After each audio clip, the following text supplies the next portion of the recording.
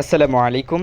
বর্ষাকালে হাওর অঞ্চলগুলোতে প্রচুর পানি থাকার কারণে আমাদের জেলেবারা মাছ ধরতে অসুবিধা হয়, মাছ ধরতে পারে না।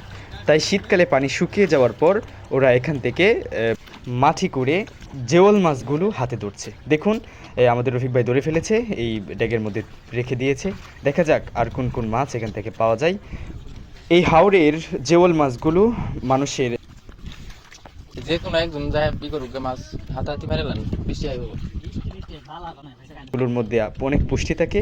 দেখুন, আমাদের রফিক ভাই মাটির নিচ থেকে খুঁড়ে খুঁড়ে মাছ ধরছে এবং দেখতে পাচ্ছেন আরও অনেক জেলেরা মাছ নেমে গেছে পানি শুকানোর পর মাছ ধরতে। ওরা বিভিন্ন ড্যাগ পাতিল নিয়ে এসে গেছে মাছ ধরতে। দেখুন, ধরেও ফেলছে অনেক মাছ, ওরা ধরছে আর রাখছে। মিঠা পানির মাছগুলো আসলেই সুস্বাদু। আপনারা দেখতে পাচ্ছিলেন যে আমাদের এই জেলে ভাইরা এভাবে হাত ধরে ধরে মাছগুলোকে ধরছে। দেখা যাক এখান থেকে ওনারা কি মাছ ধরে। এই মাছগুলো বিভিন্ন জেলায় পাঠানো হয়, বিশেষ করে ঢাকা জেলার কিশোরগঞ্জ শহরের মানুষরা খুবই পছন্দ করে এই ধরনের মাছ। পুঁটি মাছ, ট্যাংরা মাছ, ওই তেলাপিয়া মাছ, বিভিন্ন ধরনের রৌ মাছ আছে। সত্যি এই মাছগুলোকে বিশেষ করে জেওল মাছগুলো যেমন কই, লাঠি, মাছে ভাতে বাঙালি বিশেষ করে এই মাছগুলো ওরা খুবই পছন্দ করে।